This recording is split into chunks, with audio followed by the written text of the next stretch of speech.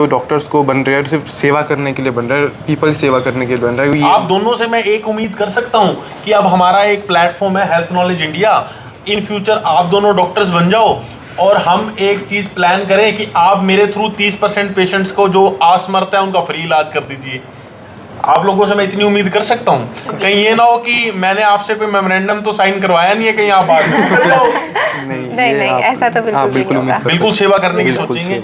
तो एक और इनके पीछे एक चेहरा है जिनको सभी जानते हैं। उन्होंने कहा कि भाई मैं तो बहुत ज्यादा आ चुका हूँ कैमरे पे, लेकिन आप पहले इन्हें दिखाओ। जितेंद्र सर, कितने डॉक्टर्स आज तक आपने बनाए हैं? आज तक अगर मैं बात करूं, कितने डॉक्टर्स आप आज तक बना चुके हैं? साहिल जी, गिनती नहीं है, क्योंकि मैं 2010 से तो यहाँ पर करनाल में बच्चों को पढ़ा रहा हूँ। और देखा जाए तो लगभग जैसे इस बार 25% रिजल्ट गया है।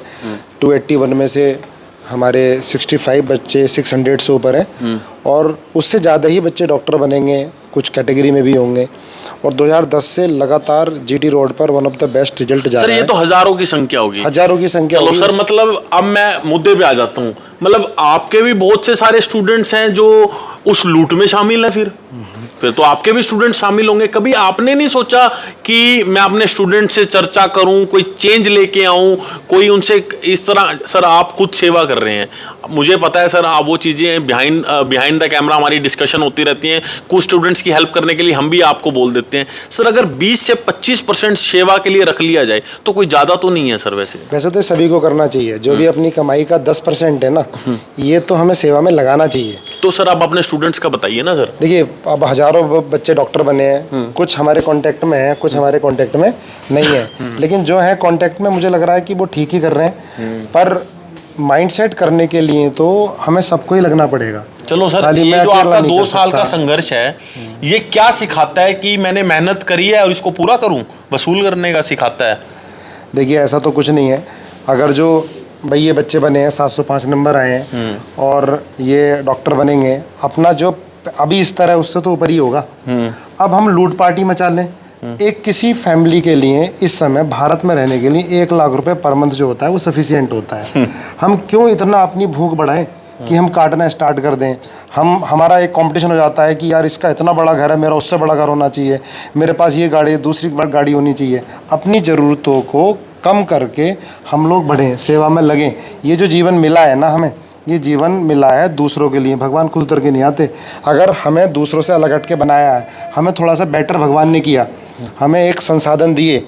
जैसे मान लिया सरांश की बात हो रही है, सरांश के फादर डॉक्टर हैं, तो वो कह रहे हैं कि यार मेरा 1-1.5 लाख रुपए पर मंथ में बढ़िया चलता है और मैं खुश हूँ, सेटिस्फाई हूँ। मैं अपने बच्चों पे भी ध्यान दे पा रहा हूँ, शाम को जाता हूँ और मैं मेरी कमाई जो है पूरी मेरी मेहनत की कमाई सर है। वो उनके कॉन्फिडेंस में इसीलिए दिख रहा था क्योंकि उनको पता था कि मेरे फादर ने कुछ ऐसा नहीं किया, तो वो कॉन्फिडेंस से इसलिए बोल पा रहे थे। अगर उन्हें लगता कि इस तरह से वो भी ऐसी कोई प्रैक्टिस कर रहे हैं तो शायद वो बोल भी नहीं पाते। मैं पीछे देख रहा हूँ सर, पूरे देश के एम्स में आपके डॉक्टर, एम्स की बात करूँ और बड़े बड़े संस्थान की बात करूँ, सभी जगह आप डॉक्टर्स तो बना रहे हैं। एक चीज़ बताइए सर, आपके स्टूडेंट्स भी तो एक तरह वो मोटिवेशन का काम कर सकते हैं। आपने अपने स्टूडेंट्स को नहीं कभी सिखाया क्या कि भाई डॉक्टर बनना है तो ऐसा बनना है? सर, अगर मेरी 1.5 घंटे की क्लास होती है ना, तो 5-10 मिनट जो है मैं सिर्फ इन्हें दुनियादारी की बातें करता हूँ कि हमने जन्म लिया है तो इसको सार्थक कैसे बनाएं, डॉक्टर इंजीनियर के साथ हम अच्छे इंसान कैसे बने। और वो तभी बता सकते हैं जब हम खुद भी करें। तो मैं ये नहीं कि इनसे बोलूँगा कि भाई आपको सेवा करनी है।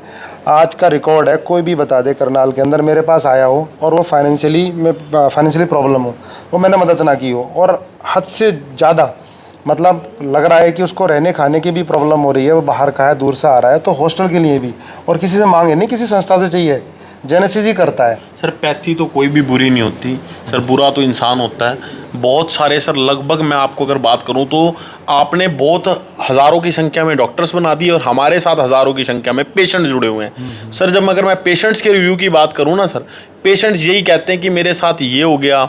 सर, ऐसे पेशेंट्स मिलते हैं मुझे प्राइवेट संस्थान में, स्टंट डलवाए होते हैं, 3 की जगह 1 डाला होता है।